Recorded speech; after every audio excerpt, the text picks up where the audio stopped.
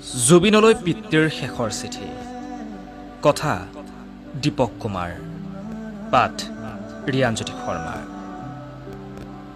জুবিন মই ভবা নাছিলোঁ কেতিয়াও ভবা নাছিলোঁ ময়ো যে এজন বীৰ পুত্ৰৰ পিতৃ আছিলোঁ তোৰ কৰ্মবোৰ চাই মাজে মাজে গালি দিছিলোঁ বৰ খং উঠিছিল মোৰ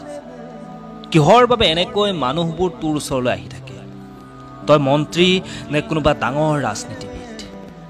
কিহৰ বাবে ইমান সহায় তোৰ আচৰিত হৈছিলোঁ মই তোৰ কৰ্মবোৰ চাই এতিয়া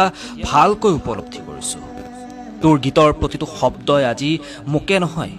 গোটেই অসমীয়াক কন্দুৱাই আছে জুবিন নাতি এটা চোৱাৰ বৰ হেঁপাহ আছিলোঁ তোক মাজে মাজে বুজাইছিলোঁ মই কিন্তু তোৰ এটাই উত্তৰ আছিল গোটেই অসমীয়া হেনো তোৰ সন্তান তই মাজে মাজে কৈছিলি যে তোৰ কোনো জাতি নাই তোৰ কোনো ধৰ্ম নাই তেতিয়া মোৰ বৰ খং উঠিছিল কোনোৱে এই কথাক লৈ ঠাট্টাও কৰিছিল মই তেতিয়া নিৰুপায় আছিলোঁ কিন্তু আজিহে বুজিলোঁ তই মানুহ নহয় জুবিন ৰূপত ভগৱানৰ অংশ হৈ দেখা দিলি তোৰ মৃত শৰীৰ চাবলৈ আজি প্ৰচণ্ড ৰ'দৰ তলত লাখ লাখ জনতা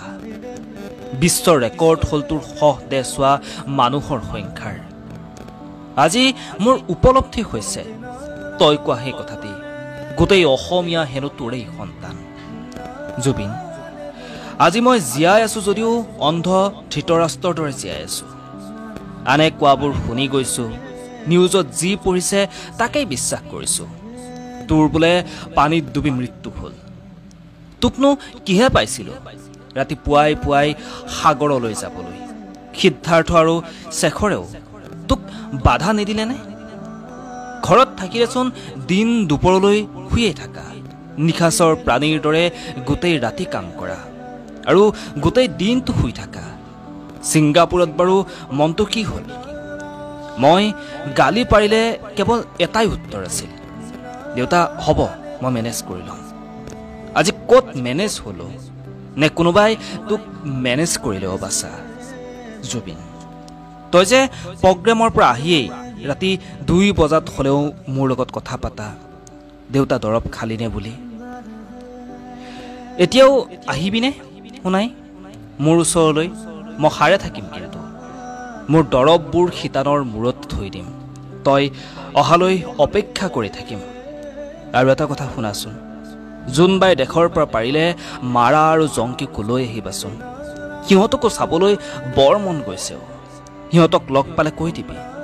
মই ইয়াত পিতামহ ভীষ্মৰ দৰে সৰসজ্জাত মাথো সূৰ্য উত্তৰায়ণৰ অপেক্ষা কৰি আছোঁ সেইদিনা ময়ো তহঁতৰ ওচৰলৈ যাম আৰু এটা কথা শুনাচোন সৰগত কিজানি তোক পাই সকলোৱে বহুত আনন্দ ন তোক আদৰণি জনোৱা সভাখন পাতিলেনে জ্যোতি বিষ্ণুই যদি তোক চিনি নাপায় তেতিয়া ভূপেন মামাক অনুৰোধ কৰিবা দেই গীত এটা গাম বুলি সভাত এটা গীত কিন্তু নাগালে মই বৰ দুখ পাম গান এটি গোৱা না মা মাৰাৰ আগতে এই গীতটো হিয়া খুলি গাবি পাৰিলে মোক সপোনত তাৰ পোনপটীয়াকৈ সম্প্ৰচাৰ দেখুৱাবি এই আশাৰে মই অপেক্ষা কৰি থাকিলোঁ ইতি তোমাৰ মৰমৰ পিতৃ ধন্যবাদ